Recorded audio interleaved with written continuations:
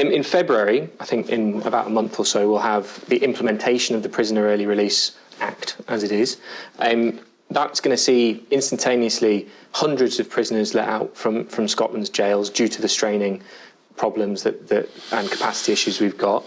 In the last 17 years, the SNP, you've been central to this in government, has failed to build new prisons like HMP, the replacement Barlinnie, the replacement HMP Highland. This is an SNP problem caused by the SNP and worsened by the SNP.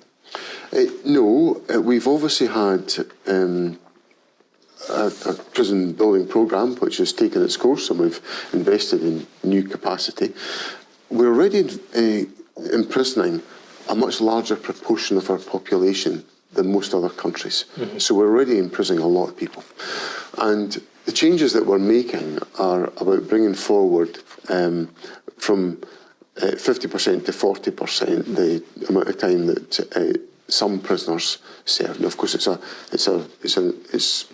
not everybody. It's a condensed number, and that's to address again the implications of the COVID period, where we're catching up with a lot of criminal cases. That's resulting in an upsurge in the prison population, and we've got to take steps to moderate that. But all people are going to hear is violent people, potentially, people who are a danger to society or who don't believe or respect society's values and rules being let out early under your government. Well, I think that's a sweeping generalisation, because there's a lot of work goes on to try to make sure that prisoners take a different course of life when they come out of prison, and that's an important part of the work that we undertake to make sure we can properly support the rehabilitation of prisoners so they don't come out of prison and return to what happened before. So you think concerns from people on the street about all of these prisons being let out I never dismiss people's concerns. If people are concerned, then it's up to me to